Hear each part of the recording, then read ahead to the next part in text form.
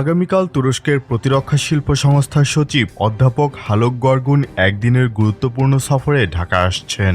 এই সফরের উদ্দেশ্য হল বাংলাদেশের সঙ্গে अस्सलामुअलैकुम वीवर, फिर से बहुत ही ज्यादा इम्पोर्टेंट वीडियो है। जदीद तरीन मॉडर्न किस्म के आर्म जो है उनकी फैक्ट्री तुर्की की हेल्प से बांग्लादेश में ही लगाई जाएगी, जिससे बांग्लादेश की आर्मी को बहुत सारा बेनिफिट हासिल हो सकता है। तो आज की वीडियो का यही टॉपिक है। Without wasting the time video को स्टार्ट करते हैं। আগামীকাল তুরস্কের প্রতিরক্ষা শিল্প সংস্থার সচিব অধ্যাপক হালক গরগুন একদিনের গুরুত্বপূর্ণ সফরে ঢাকা আসছেন। এই সফরের উদ্দেশ্য হল বাংলাদেশের সঙ্গে তুরস্কের প্রতিরক্ষা সহযোগিতাকে আরও গভীর ও শক্তিশালী করা। এই সফরে অধ্যাপক হালক গরগুন অধ্যাপক মোহাম্মদ ইউনুসের সঙ্গে সৌজন্য সাক্ষাৎ করবেন। পাশাপাশি তিনি বাংলাদেশের সশস্ত্র বাহিনীর শীর্ষ নেতৃত্বের সঙ্গে গুরুত্বপূর্ণ আলোচনায় অংশ নেবেন, যার মধ্যে রয়েছেন সেনা, নৌ ও বিমান বাহিনী প্রধান। এই সফরে দুই দেশের প্রতিরক্ষা সহযোগিতার বিভিন্ন দিক নিয়ে আলোচনা হবে। তুরস্কের সঙ্গে বাংলাদেশের সশস্ত্র বাহিনীর সক্ষমতা বৃদ্ধির জন্য যৌথ প্রশিক্ষণ, গবেষণা, আধুনিক সমরাস্ত্র ক্রয়, প্রযুক্তি হস্তান্তর এবং সবচেয়ে বেশি গুরুত্ব পাবে যৌথ উৎপাদন। তুরস্কের প্রতিরক্ষা শিল্প সংস্থা সমরাস্ত্রের নকশা, উৎপাদন এবং প্রযুক্তি হস্তান্তরে বিশ্বব্যাপী সুনাম অর্জন করেছে। অধ্যাপক হালক গরগুন এই সংস্থার প্রধান হিসেবে তুরস্কের প্রতিরক্ষা সহযোগিতার কৌশলগত দিকগুলো পরিচালনা করেন এবং প্রতিরক্ষা শিল্প নির্বাহী কমিটির সিদ্ধান্ত বাস্তবায়নে মুখ্য ভূমিকা পালন করেন। বাংলাদেশ মূলত 4টি দেশের সাথে ডিফেন্স ইন্ডাস্ট্রি গড়ে তোলার বিষয়ে আলোচনা চালাচ্ছে। তার মধ্যে সবচেয়ে গুরুত্বপূর্ণ দেশ হল তুরস্ক। তুরস্কের সঙ্গে ডিফেন্স ইন্ডাস্ট্রি কোলাবোরেশনের জন্য 2021-22 সালে একটি চুক্তি হয়েছিল।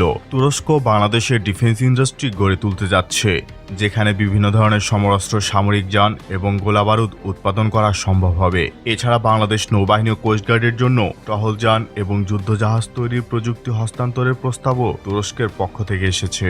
গত কিছুদিন আগে বিডা চেয়ারম্যান আশিক চৌধুরীর নেতৃত্বে একটি উচ্চ পর্যায়ের প্রতিনিধি দল তুরস্ক সফর করেন। সফরের মূল উদ্দেশ্য ছিল তুরস্কের সঙ্গে সামরিক সরঞ্জাম উৎপাদনে যৌথ সহযোগিতার পথ খুঁজে বের করা এবং বাংলাদেশের গোলাবারুদ ও সামরিক যান তৈরির একটি নতুন কারখানা স্থাপনের সম্ভাবনা নিয়ে আলোচনা। এই সফরের অংশ হিসেবে প্রতিনিধি দলটি তুরস্কের শীর্ষ প্রতিরক্ষা প্রতিষ্ঠান এমকেই পরিদর্শন করেন।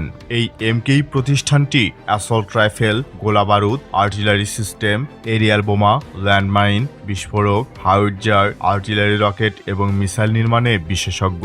বিশ্বের 40টিরও বেশি দেশে তাদের অস্ত্র রপ্তানি করা হয়। বিডা চেয়ারম্যান জানান, আমরা তুর্কি বিশেষজ্ঞদের টেকনিক্যাল এক্সপার্টিস গ্রহণ করে বাংলাদেশের নিজস্ব সামরিক কারখানা প্রতিষ্ঠার লক্ষ্য নিয়ে এগোচ্ছি। বাংলাদেশের কূটনীতিকদের মতে তুরস্কের সঙ্গে প্রতিরক্ষা সহযোগিতা ঢাকা আঙ্কারা সম্পর্কের একটি কৌশলগত অংশ।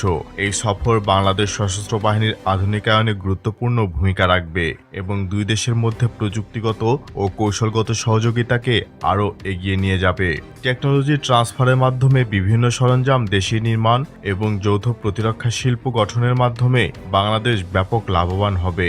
একই সাথে তৃতীয় দেশের কাছে বিক্রি করেও প্রচুর বৈদেশিক মুদ্রা অর্জন সম্ভব। डेफिनेटली वीवर, बांग्लादेश की आर्मी को बेनिफिट हासिल हो सकता है तुर्की की हेल्प से, जो बांग्लादेश में ही जदीद तरीन पावरफुल किस्म के वेपन को मेड करने वाली अगर फैक्ट्री लग जाती है तो डेफिनेटली बांग्लादेश की भी आर्मी दुनिया को मुंह तोड़ जवाब दे सकती, जो बांग्लादेश को नुकसान पहुंचाने की कोशिश करते हैं कंट्री।